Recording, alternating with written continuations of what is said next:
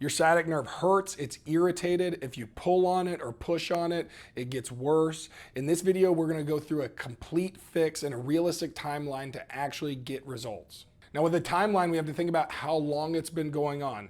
The majority of problems fall in a 4 to 8 week time range, so 6 weeks is the sweet spot. But how long it's been going on and what your activity level has been is going to dictate a lot about your plan.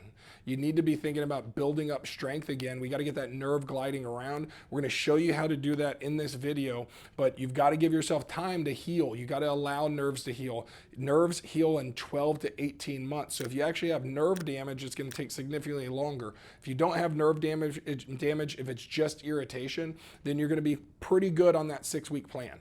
Now, why does the sciatic nerve hurt all the time? When you get irritation in the sciatic nerve, we get inflammation around it. So we got pinch points at the back, we got pinch points in the butt and the piriformis, then the hamstring, down into the calf and into the foot. Now, what happens when we irritate that nerve is that muscles will tighten up around it. And so then we can't get out of that pain pattern because the muscles down the leg are causing problems as well. But we always got to fix the proximal region. We've got to fix the initial place where the nerve comes out, and then we go down the leg and we loosen up that tissue around the nerve. That's how you're going to get out of pain. We've got to get it to where it's not consistent or not constant, and then where it's intermittent, and then it goes away. The first exercise we're going to do is a glute roll out. We're going to loosen up the tissue on the outside of the glute right here. So we can get up against a wall and push right here using this mobo device. So I'm digging into this side right here. So I'll come around on this side. I'm going to move this and just get here.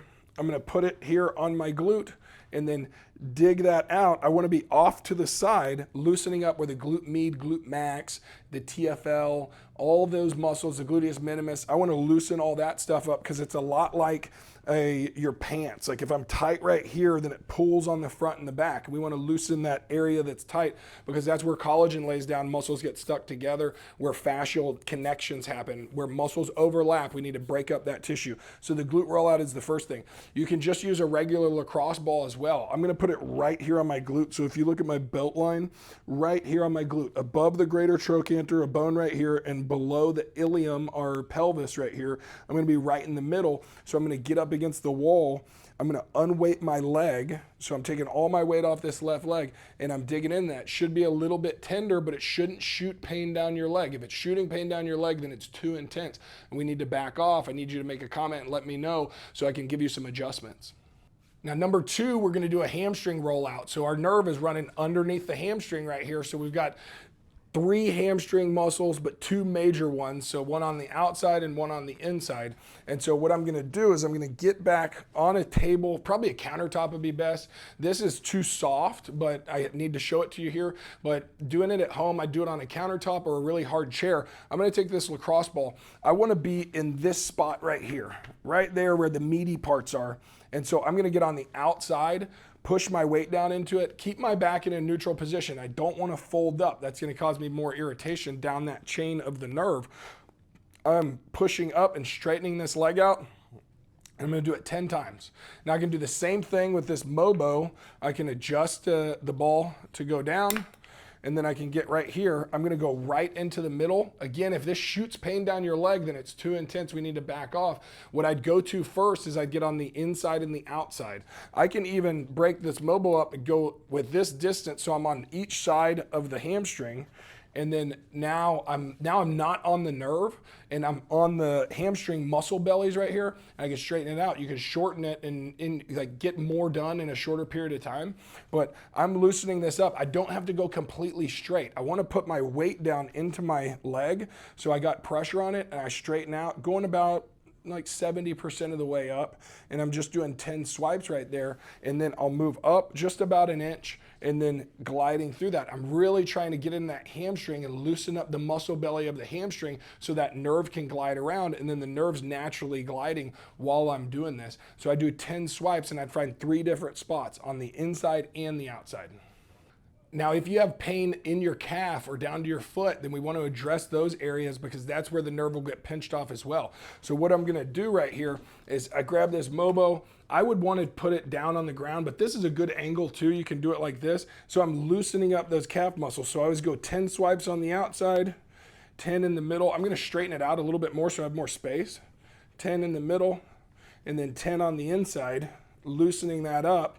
And then I'll do 10 going right down the middle on the bottom. Now I can use a different rolling pin, whatever you have at home. If you have a dough roller, you can use a dough roller. Don't worry about it. Like, just dig this out. That mobo works really well. This works well too. I like the ball with the mobo. One of the great things about using the mobo is that I can get up on a chair or on a table like this. I can put pressure down into it and I can glide it right here. I can actually knead it into the tissue.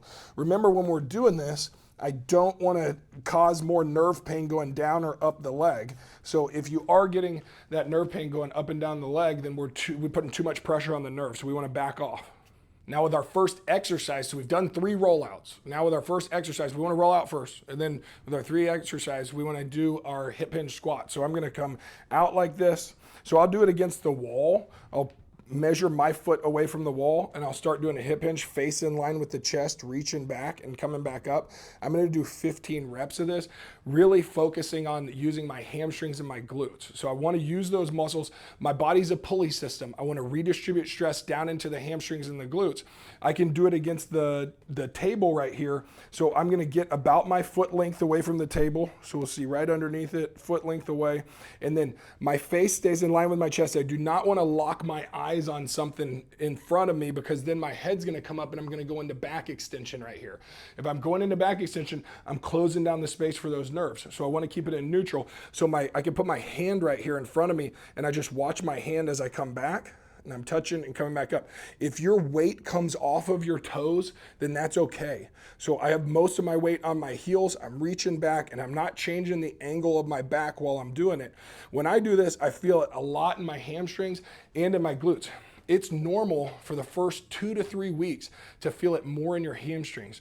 But if you're feeling your hamstrings, that's a good thing, as long as it doesn't spark pain. It's very quick. We have clients that come in and we'll get them feeling better. They can get up, move around, walk. They're having no pain. When they walked in, they could barely even walk. They're having no pain, and then they get up and they start doing this hip hinge. And they're an extender, so they immediately do this, and it sparks that pain back up. So be really vigilant with this, that we don't want to spark that pain back up. So we really have to focus on getting our face in line with our hand in line with our face and reaching back like this. Or what I do is I'll grab my belly sometimes, grab my belly, and then I have to maintain this position. If I go into extension, my fingernails dig into my belly. So if you have a little bit of belly like me, then you can do that. We've got to maintain the neutral spine while we're doing this exercise, loading the hamstrings and the glutes and getting blood flow down here, because that's going to build up over a 6-week period. We're fixing this in 6 weeks, like totally gone. We're going to be moving through our hips, and we got a lot of hip drive. We want to use those hamstrings and glutes. We need to spark those up from the beginning.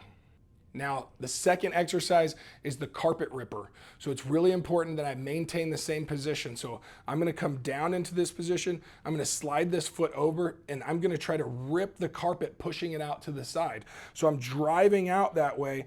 The ball of my foot stays engaged with the ground when I do this. This is a really good exercise to spark up your glutes. It's against gravity. We're firing up the glutes. So I'm driving out to the side. You see how my arch comes up just a little bit, but I want to keep my ball of my foot engaged on the ground, and I'm pushing out to the side. This is all my glute firing. So my chest came down in a hip hinge position. I'm firing it and I'm holding it for 30 seconds. So remember, we're doing 2 sets of 15 of the hip hinge squat, and then we're going to do 2 sets of these 30-second holds of the carpet ripper, and then I'm just going to switch sides. I'm going to come down into my hip hinge, bring this foot out a little bit, and drive over to the side, and I'm holding that, squeezing. This is going to light your butt up. It's like, that's not a joke. It's going to light your butt up. We want to fire those muscles. We want to get as much of those muscle fibers firing as possible. There's a guy that does research out of LA where he looks at brain scans when people sit for long periods of time. So think about your glutes as like you have parts of your glutes that are just asleep. So it's glute amnesia. We've got to spark that back up and wake it up. If this is your glute and these fibers fire really well, when these fatigue out, when we're doing a sustained hold and isometric, when these fatigue out, our brain will recruit these fibers. And that's what we're looking for. We're looking to fire up more of the glute fibers. So when you start getting stronger, we can get stronger faster because we have more of our glute fibers fired up. Now our third exercise is also mobility. So it's T-spine mobility. So if we are thinking about our lumbar spine getting irritated, those nerves getting irritated out of our lumbar spine, we need to use more of our hips, but we also need to move more through our thoracic spine. So I should be able to move through my thoracic spine like this. I just got a bunch of pops right there. I should be able to move just like this. And most of us aren't able to do that. I work on thoracic spine mobility every day. So what I'm gonna do is show you an exercise where you can work on thoracic spine mobility with just gravity. So we'll use the mobo. So using the mobo or using the Texas towel roll, right? If you're from Texas, you know what I'm talking about. That was a joke. Okay, so the mobo or the towel roll. Now, if you're on a hard surface, like you lay on the ground, then the towel's perfect right in the beginning, right? But if we're getting on a bed or a table like this and it's cushy, we're gonna use something like a mobo or a massage ball peanut. And you might need a yoga mat or something to make it a little bit more stiff. I've seen people use a piece of wood, put a piece of wood on top of their bed. So however you get it, we have to get mobility coming from this part of the back, and we have to be able to move through that area. So the best way to do that is to lay down to the side and then roll back. And then now I do a chin tuck. I keep my feet flat, my knees are bent, I lower my back down as best I can, chin tuck, and then I just don't want to go tilting my arms forward. I want all this pressure on the thoracic spine, and I breathe and relax. I take 5 breaths right here. And this is consistent with all the videos we'll be talking about. Thoracic spine mobility is just really, really important for normal function. So I'm gonna go right there. It's beneath the shoulder blade right here, and then I'm gonna go at the base of the shoulder blade. So I shimmy down, not pushing with my head. I don't want to push like this. That's going to put a lot of pressure on my neck. Breathe and relax, sinking down each time. I'm going to do 5 breaths right there, and then I'll do 5 breaths, chin tuck. Yep, so we're doing that. So that's our 6th thing that we're going to do, but this is a complete fix. If you do this consistently, it's going to work. If you'd like a video where you can follow along and we do it at the same pace so that you would be doing it on the video, then just leave a comment and let us know and we can shoot something like that for you. If you have any increases in pain with any of these exercises, cut it out, leave a comment and let us know. That's the end of this video. Please watch the video on what is sciatica so you can understand the anatomy, where the nerve runs. That's how you're gonna get a long-term resolution. See you in the next video. Get mobile and stay active.